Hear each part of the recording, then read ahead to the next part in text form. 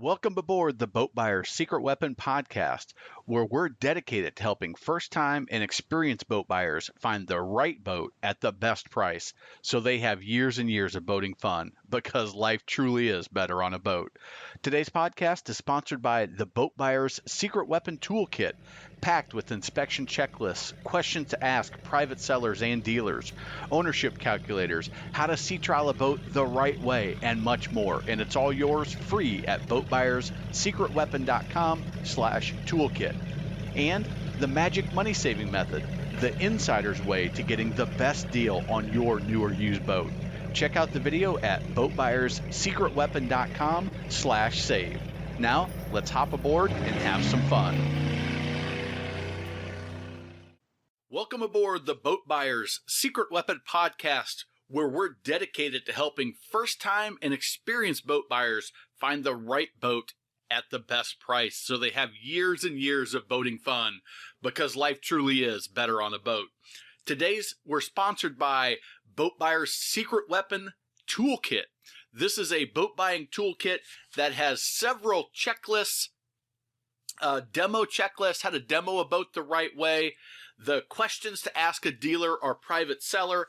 There is also a great checklist in that for researching a pre-owned boat, a used boat, as well as a tool to help you on the trade research to determine what value your trade will be. And there's a couple other cool things in there. You can get that for free if you go to boatbuyerssecretweapon.com, and you will see the button for the free toolkit that you can get instant access to right there. So today we're going to talk about, this is going to be a quick episode.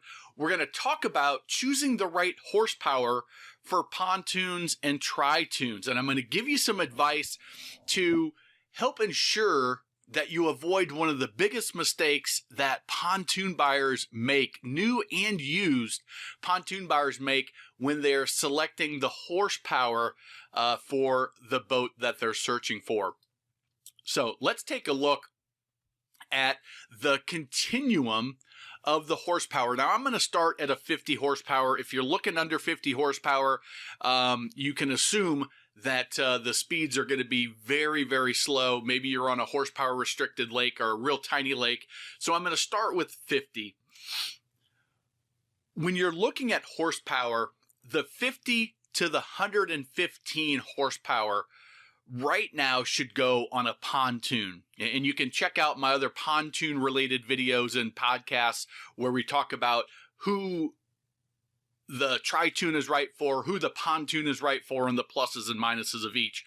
But as it relates to horsepower, if you're going to get anything less than 150 horsepower, you're going to get the same performance essentially out of a pontoon. So two toons versus the tri-toon. The 50 horsepower, you're looking at slow cruising. A 50 horsepower on a 20-foot pontoon with 4 people on the boat is going to cruise 15 to 18 miles an hour. Maybe if the wind's just right and it's a perfect day on the water, you may hit 20 miles an hour if everything is going in your favor. But it's going to be a nice slow cruise, and that's going to be at a wide open throttle as you're hitting that 20 miles an hour at the top end, more like 18.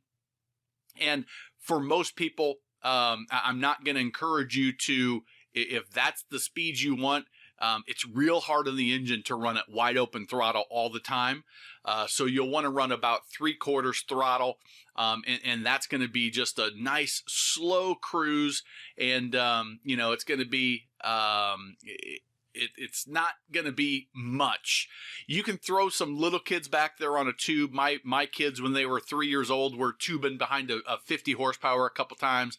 They had a ball. But as you get a little bit older, there's not as much speed there, and the kids can get bored. When you move up to the 90, you're going to jump up speed a little bit, and you're going to be able to do some slow tubing with the kids. Maybe you're going to be in the low 20 at the top end speed, and your cruising speed is going to be in the mid to high teens, which is great. The kids will love it up to a certain age, till 10, 11, 12 years old, and then they'll start getting board with that as well. The smaller kids will be able to do a little bit of skiing and some wakeboarding. That's going to be fast enough for most kids until they get 100, 120, 130 pounds or so. And then they're going to start struggling getting up behind that setup on a pontoon. The 115 is going to add some extra torque for you on most of the outboards.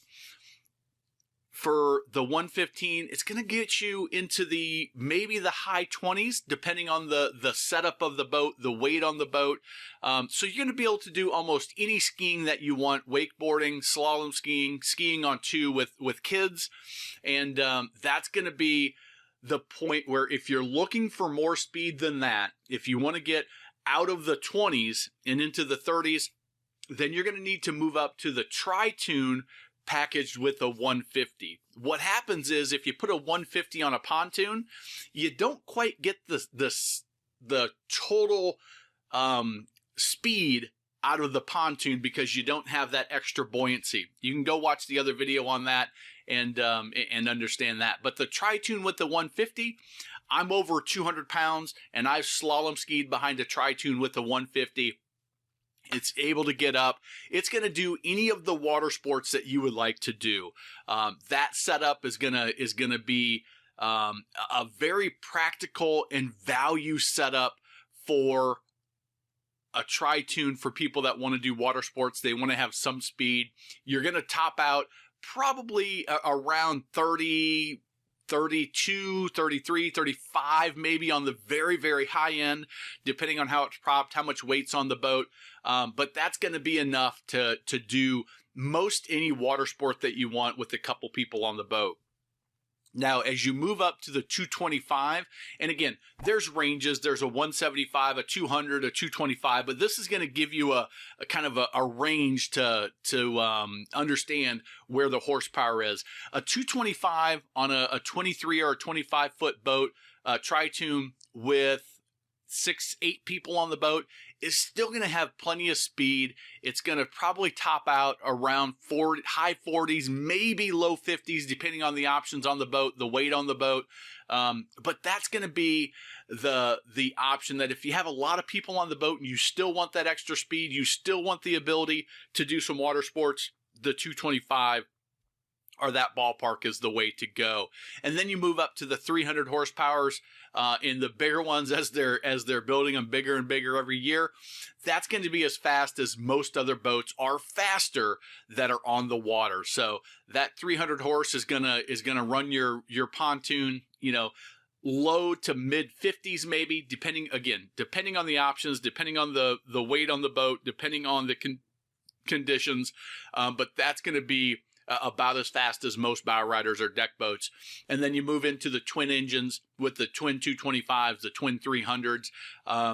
You're looking because it's awesome, because it's badass is why you're looking that direction.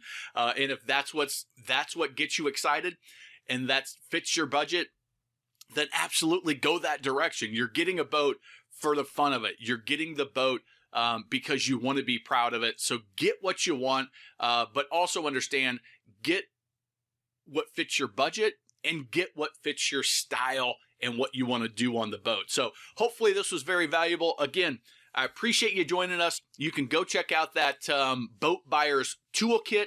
It's the Boat Buyers Secret Weapon Toolkit. You can get that for free. Download it at boatbuyerssecretweapon.com, and there will be a button there that you can click on, and you can get that emailed to you for instant access. So thank you very much, and we will talk to you on the next episode. It's time to pull up the anchor and run this podcast back to the dock. We'll be back again with another helpful and fun episode. If you'd like to be a guest on the podcast, visit us at boatbuyerssecretweapon.com/guest, and I'll help offer insights into your boat research and shopping experience. We'd also appreciate it if you gave the podcast a review on Apple, Spotify, or wherever you get your podcasts, so we know how we're doing.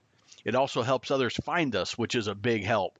You can also share with your boating friends and boating groups on social media. They'll certainly thank you. By the way, if you haven't already, be sure to grab your free Boat Buyers Secret Weapon Toolkit with inspection checklists, questions to ask, calculators, how to sea trial a boat the right way, and much, much more. You can pick up your copy at boatbuyerssecretweapon.com/toolkit today. Already found the perfect boat and want to ensure you don't pay too much? Check out the magic money saving method at boatbuyerssecretweapon.com/save for a short video.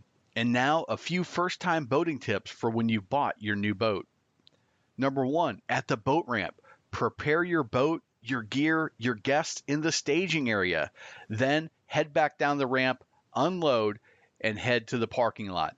Be courteous to your fellow boaters and don't tie that ramp up unnecessarily with things that should be done in the staging area. It'll make you a lot more boating friends. Number 2, this could save you an expensive ticket, and it's a personal pet peeve of mine. Boats do not have headlights. They have docking lights. They're specifically made for seeing in tight quarters and docking. Please, please, please, please, please do not run your docking lights while running down the lake or the waterway. It will cause other boaters night blindness, and it can be very dangerous, and it's incredibly rude to those other boaters. Plus, as I said, it can land you with a very, very expensive ticket. Number 3, pay attention to your wake at all times. When maneuvering at slow speeds, you can put out an enormous wake. Be sure to be at idle speed, which is just in forward gear, to ensure there's no wake, no extra throttle. Again, this can save you a very expensive ticket, and it's courteous to your fellow boaters. Number 4, follow the maintenance schedule for your boat, changing the oil, the impeller, the gear loop, winterizing before the first major freeze if you freeze in your area, and checking your tires and your hubs and keeping those bearings greased.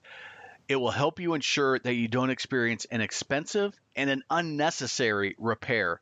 Keeping up with that general maintenance will ensure that you have a much more fun and enjoyable boating lifestyle and have fewer problems that arise. Number 5, always double check your plug is in, that your battery is charged, and the fuel is full before heading out for a day on the water. Now, I know all of these from personal experience, and it's ruined the boating day every single time. So double check those things before you head out on the water, before you back down that ramp and go, and you'll have much more fun.